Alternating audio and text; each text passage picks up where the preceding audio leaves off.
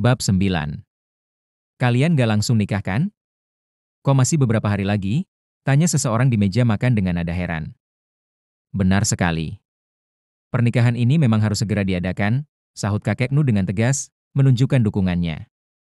Tiba-tiba, Lo Omar tampak berpikir sejenak. Ia melirik ke arah Liam Wiratama dan bertanya, "Apa kamu sudah punya buku nikahnya?" Semua mata langsung tertuju pada Liam. "Belum," jawab Liam singkat. Kirana tahu setelah ini mereka pasti akan bertanya padanya, dan ia tidak ingin menjawab pertanyaan itu. Maka buru-buru ia berkata, "Dokumen keluarga saya disimpan oleh paman saya. Nanti saya akan tanyakan lagi." Begitu kalimat itu selesai diucapkan, suasana meja makan mendadak hening. Laila dan Lo Omar saling bertatapan, membuat Kirana kebingungan. Ia tidak tahu bahwa sebenarnya semua orang di meja itu sudah tahu bahwa buku registrasi keluarganya ada di tangan Liam. Tiba-tiba, tawa pecah dari sisi lain meja. Hahaha, Leo tertawa sambil terus menyuap makanannya. Ia tahu, ayahnya jarang sekali membuatkan mereka makanan enak seperti ini. Dan karena mereka tidak pernah terlalu peduli padanya, ia memilih untuk menikmati makanannya sepuasnya. Tawanya pecah ketika mendengar Kirana menyebutkan bahwa buku keluarga ada di pamannya. Jelas-jelas buku itu ada pada Liam. Apa maksudnya? Liam sekarang pamannya?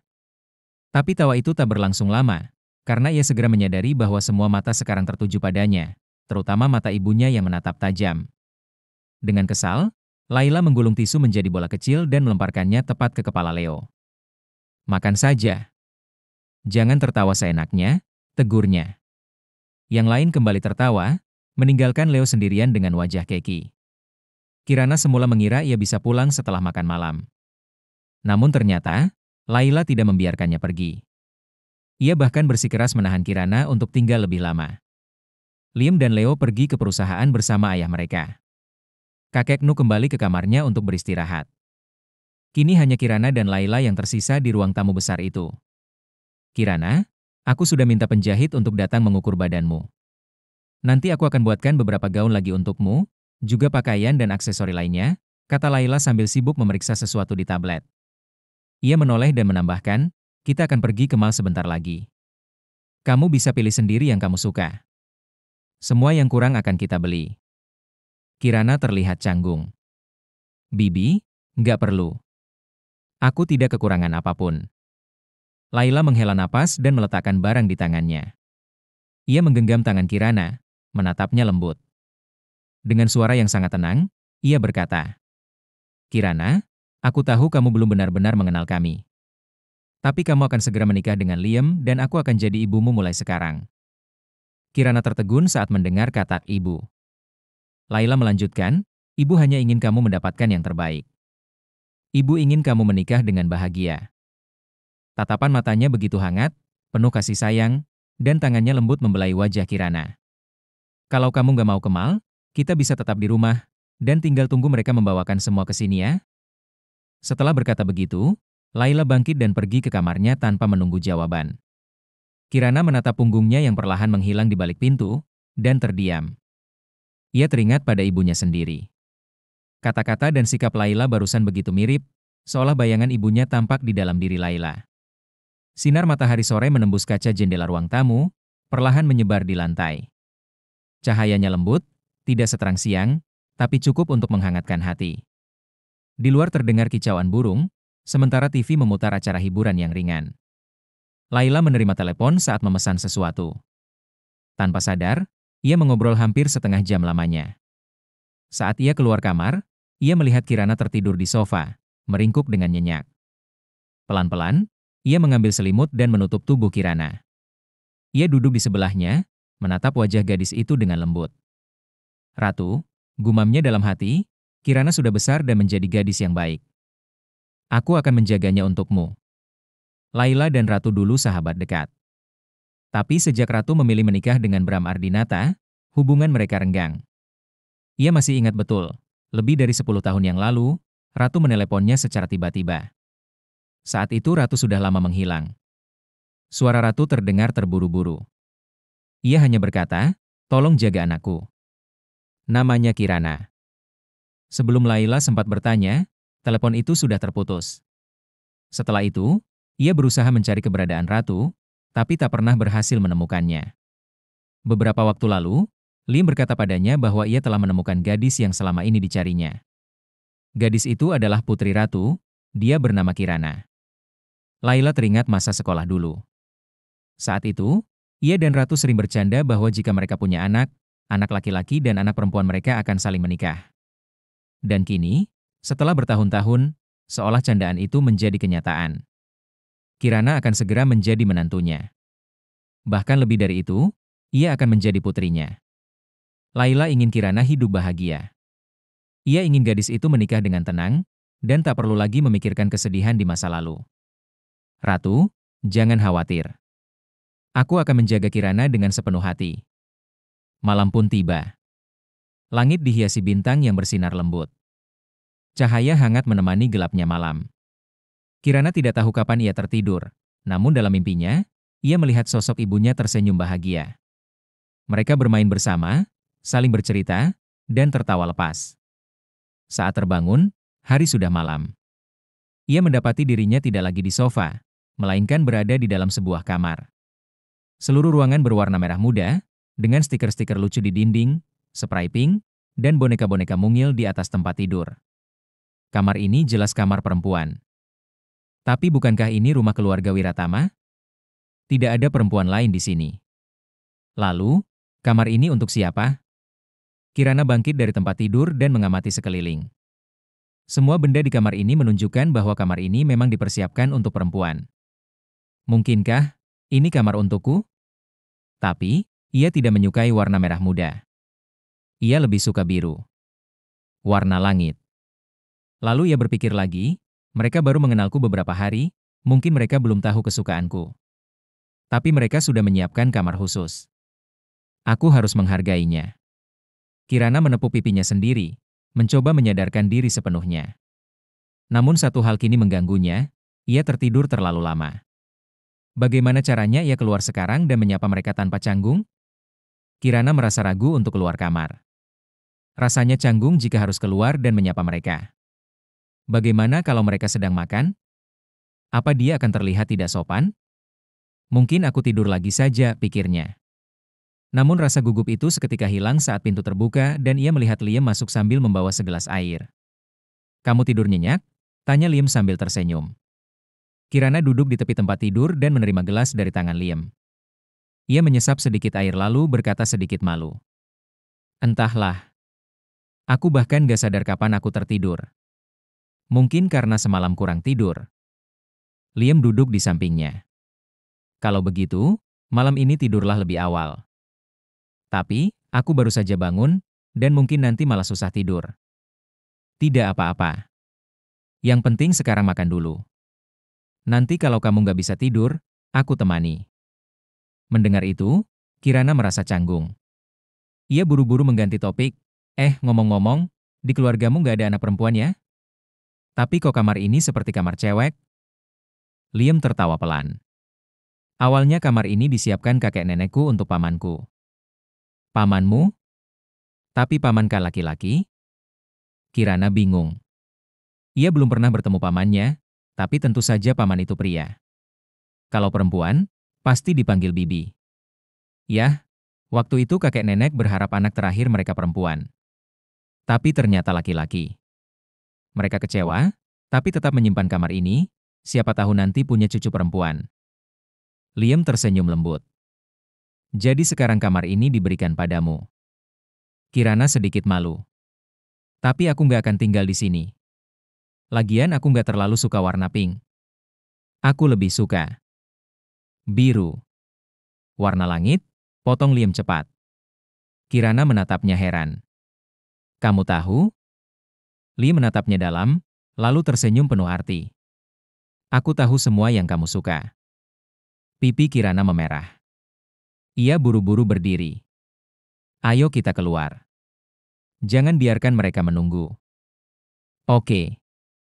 Namun sebelum mereka sampai di ruang tamu, Kirana mendengar suara yang sangat familiar. Begitu mereka masuk, dia langsung menyadari siapa yang ada di sana. Paman.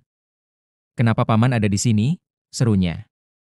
Paman Mark sedang duduk di sofa, tampak kesal sambil memarahi Leomar. Tapi saat melihat Kirana, wajahnya melunak. Ia langsung menghampiri dan menepuk kepala keponakannya. Kalau paman gak datang, siapa yang akan dukung kamu? Gimana kalau mereka menindasmu? Leomar mengangkat tangan, tak setuju. Sudah kubilang, kami gak akan menindas Kirana. Gak lihat anakku sendiri jatuh cinta padanya? Anakmu ya anakmu. Kamu ya kamu, balas paman Mark tajam. Ia belum sepenuhnya percaya pada Leomar, mengingat putranya pernah menjebak Kirana. Setiap kali mengingat itu, amarahnya membara. Laila mencoba menengahi. Mark, kalau kamu gak percaya pada Leomar, setidaknya percayalah padaku. Kirana akan jadi bagian dari keluarga kami. Dia harta karun kecil kami sekarang. Kirana mendengar semua itu sambil tersipu. Rasanya aneh disebut seperti itu oleh orang-orang yang belum lama ia kenal. Liam dengan ekspresi serius berkata, Paman, jangan khawatir. Aku akan melindungi Kirana. Paman Mark menatap Liam, lalu menepuk pundaknya. Kamu jauh lebih bisa diandalkan daripada ayahmu waktu muda. Aku percaya Kirana bisa kupercayakan padamu. Hei, kamu ini ngomong apa sih? Leomar tersinggung. Ngomongin apa aja boleh, tapi jangan rusak mukaku dong. Mark mencibir. Muka macam apa? Jangan lupakan siapa yang selingkuh duluan.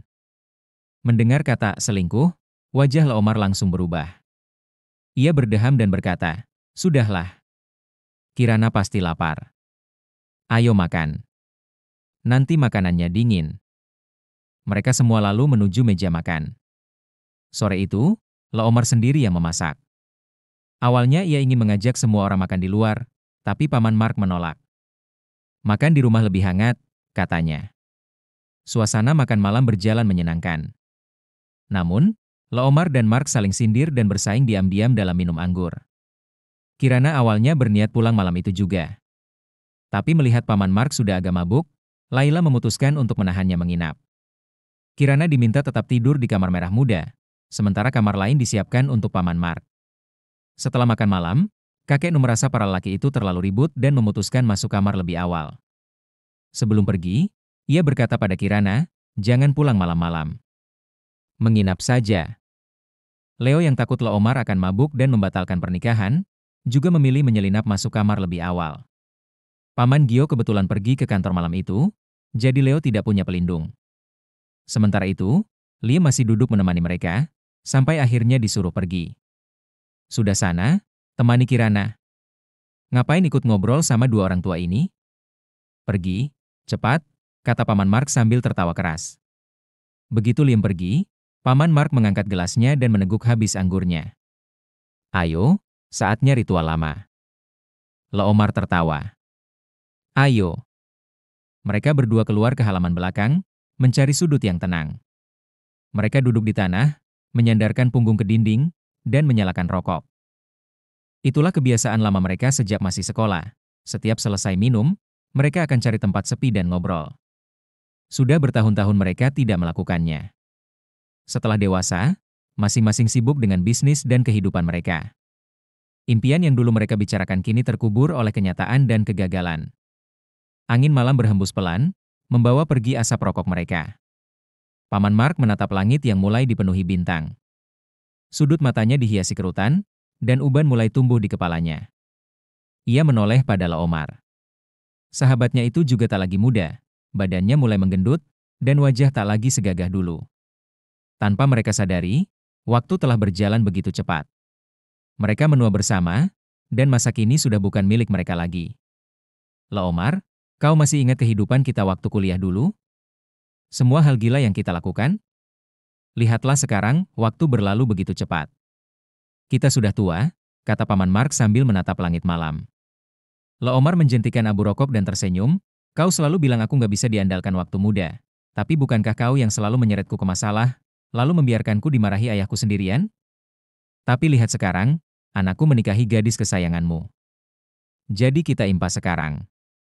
Paman Mark mencibir dan mencoba menendangnya, tapi Leomar sigap menghindar sambil tertawa. Hei, kau masih sama pemarahnya. Paman Mark menghela napas panjang. Aku lega akhirnya Kirana menikah dengan keluarga yang bisa kupercaya. Aku bisa melihat ia bahagia. Leomar menepuk bahunya pelan. Jangan khawatir. Kirana akan kami anggap sebagai bagian dari keluarga kami sendiri. Dia akan baik-baik saja. Namun Paman Mark masih memandang Leomar dengan mata menyipit. Kau bahkan menindas ratu dari dulu. Leomar buru-buru menutup mulut Mark dan melirik sekeliling dengan cemas. Ia berbisik, "Hei, hati-hati ngomongnya. Mana mungkin aku menindasnya? Itu cuma bercanda. Jangan sampai istriku dengar, bisa berabe." Mark memutar bola matanya dan menyingkirkan tangan Leomar.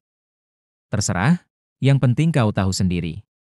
Aku nggak akan ikut campur, asal kau ingat, jangan sekali-kali menyakiti Kirana. Dia putriku. Keluarga Solach membesarkannya sejak bayi. Kau tahu betul bagaimana sifatku. Aku tahu, aku tahu. Sekarang dia juga anakku. Percayalah." Leomar teringat masa kuliah, saat ia pertama kali bertemu Ratu, adik perempuan Paman Mark. Ia sering menggoda Ratu hanya untuk mengganggu Mark, dan tak disangka, dari situ ia bertemu Laila.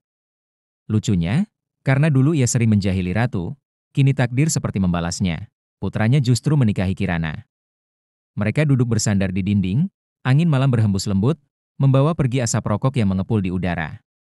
Mereka berbincang dari masa muda hingga kehidupan sekarang, dari cita-cita yang dulu tinggi menjulang hingga kenyataan hidup yang tak selalu ramah.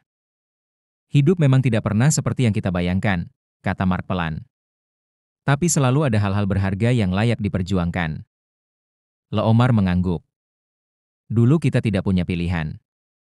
Sekarang anak-anak kita punya kita.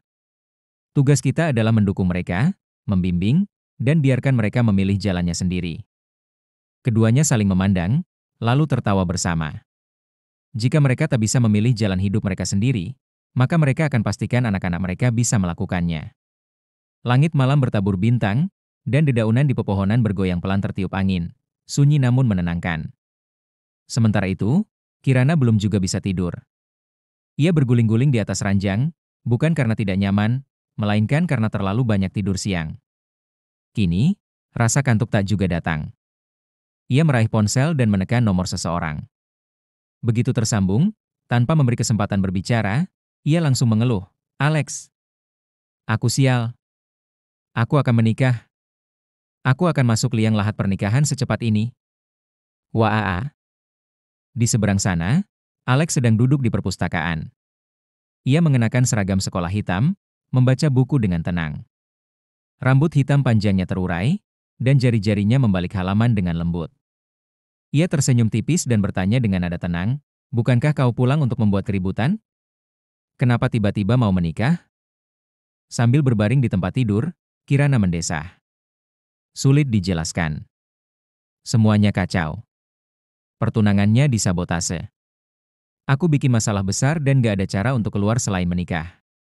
Ia lalu menceritakan secara singkat semua yang terjadi beberapa hari terakhir, terutama saat menyebutkan wajah marah Karen. Suaranya terdengar sangat puas. Alex mengernyit tanpa khawatir. "Kirana, hati-hatilah beberapa hari ke depan." "Hah? Maksudmu?" "Mereka mungkin akan mencoba membalas dendam padamu." Kirana terdiam sejenak. Lalu senyuman sinis muncul di wajahnya. "Hah, aku justru menantikan bagaimana mereka akan mencoba. Pokoknya hati-hati. Dan cepat kembali. Kau sudah terlalu lama bolos.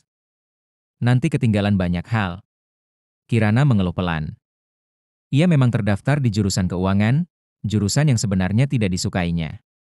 Pamannya yang memaksanya ikut ujian, dengan harapan di masa depan ia bisa mengelola bisnis keluarga.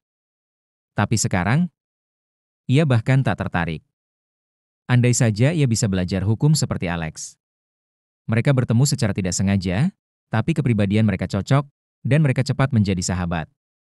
Bahkan terasa seperti saudara. Alex mengira Kirana tertidur karena tak ada respons, maka ia memanggil, "Kirana?" "Aduh, aku stres. Aku mau menikah 2 atau 3 hari lagi. Aku bahkan belum pernah pacaran." "Gimana nggak panik?" Alex terkekeh pelan. "Apa Liam Wiratama jelek dan menyebalkan sampai kau panik begitu?" Kirana langsung terbayang wajah Liam yang lembut, tenang, sopan, sangat tampan. Ia selalu bersikap sabar dan memanjakannya. Bahkan saat dirinya membuat ulah, Liam tetap menanggapinya dengan tenang. Tapi kadang dia juga suka menggoda, seperti di dalam mobil tempo hari, dan itu agak keterlaluan. Tapi, itulah tipe laki-laki yang disukainya.